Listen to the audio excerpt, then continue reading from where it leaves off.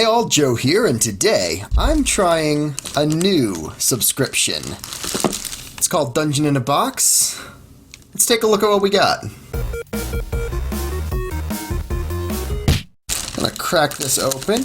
As I understand it, the concept is that this should be a single playable adventure module, essentially, inside of this kit. Right off the bat, the packaging is very fun and nice. It's basically a wooden box designed to look like a treasure chest. It's just got the open flap at the front. Let's take a look. Well met, traveler. You may have noticed new bases with your skinny minis. The new Flex base has 2 openings on either side of the center slot. To properly fit your skinny minis into their bases, insert your mini into the middle slot. Okay, this is instructions for putting the minis together. That's not huge. Voyage of the Fallen Star, the Star Tide. Okay, so this labels itself as Voyage of the Fallen Star Adventure 1. Looks like it's pirate themed.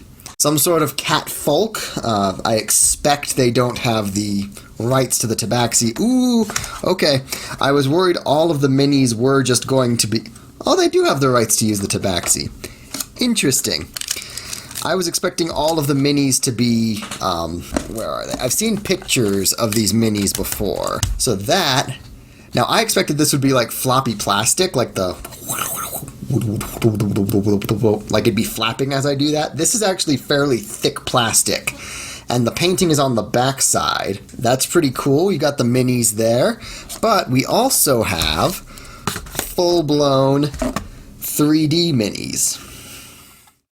So here we have a tabaxi pirate, looks like the character on the cover, and we have a dragon skull hermit crab, which is just, that's a delightful decision. I like that a lot. Let's see, they've got some NPC character cards, so person, stats, pretty normal way to do that. They went real little with the text here, but it is legible for how small it is, which good on them, because... You know, getting the text that small, it'd be real easy to make it too small to read. I think these are stickers? See, there's a thing that looks like maybe a magic mirror. And then there's some rooms. And there's little, descriptor cards. It looks like this might have some of the elements of like a, legacy board game, where it gives you like stickers that you're supposed to mark your maps with as a way of essentially like basically having the game world change as you play.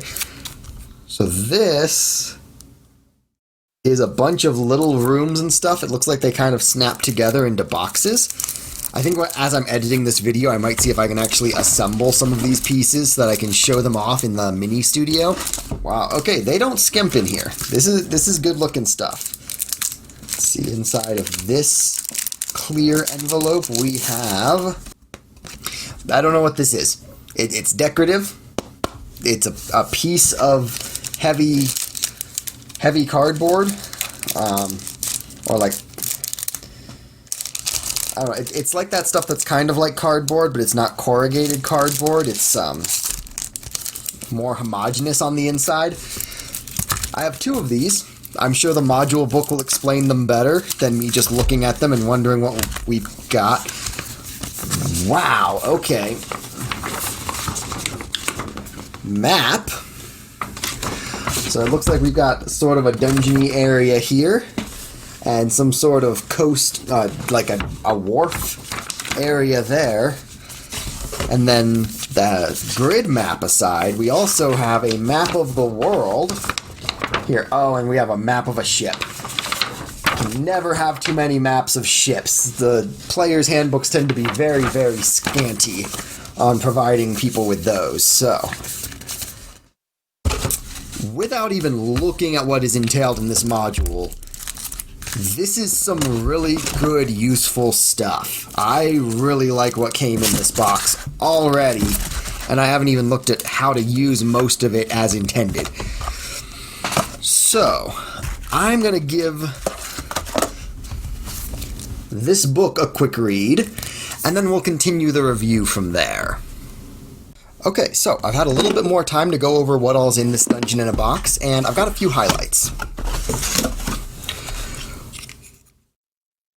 These terrain pieces just being folded and snapped together, it's great. It means they're putting more of these terrain pieces in here than they could do if it was all like 3D printed stuff. I really like the quality of the 3D printed models, but beyond that, I actually do really like these plastic standee models, and I'm going to actually probably drop one of these in the mini studio to take a closer look at it, because they're pretty thick plastic. These things will probably outlast traditional models looking at them. I mean, my only concern with how long they'll last is whether the paint's going to wear off on the back.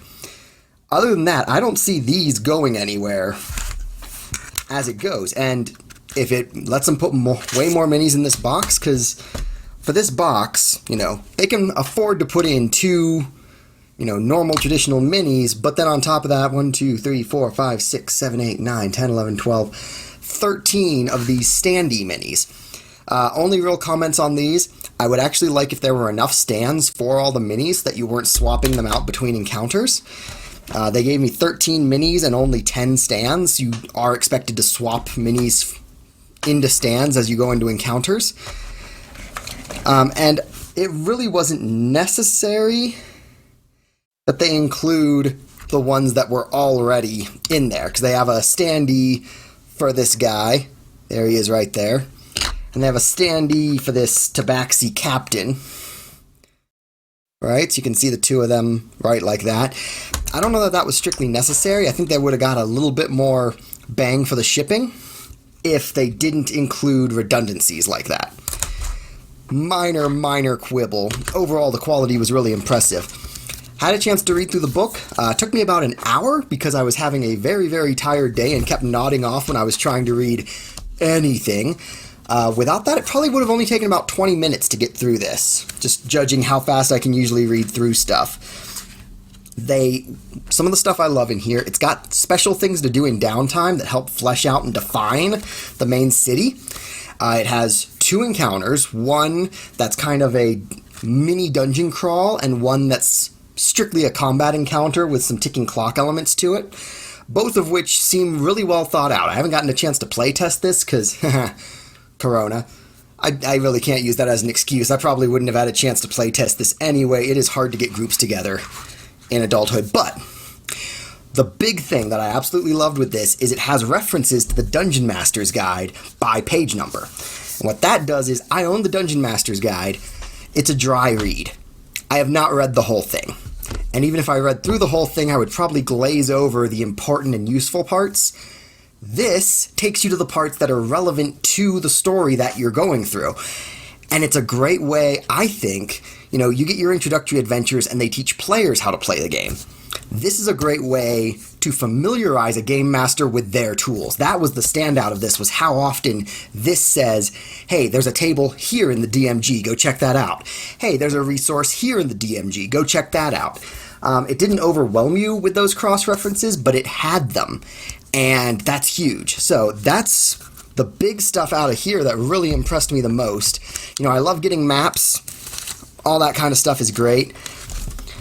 I'm looking forward to getting the next one of these boxes. I'm really excited to see what else comes. I'm pretty sure, if I remember right, it said that there is at least 2 traditional minis that come with each of these, so I don't know if that means every now and then I'm going to get 3, which would be cool. I haven't had a chance to paint these guys yet, but I'm going to enjoy that when the time comes. So, all of this together, definitely worth it. I'm real glad I picked this up, and I'm looking forward to the next one. So, Dungeon in a Box, thumbs up from me. Thank you for watching. Please share the video with a friend or several friends, and let me know in the comments if there's anything you'd like to see me draw in a future video. Later, y'all!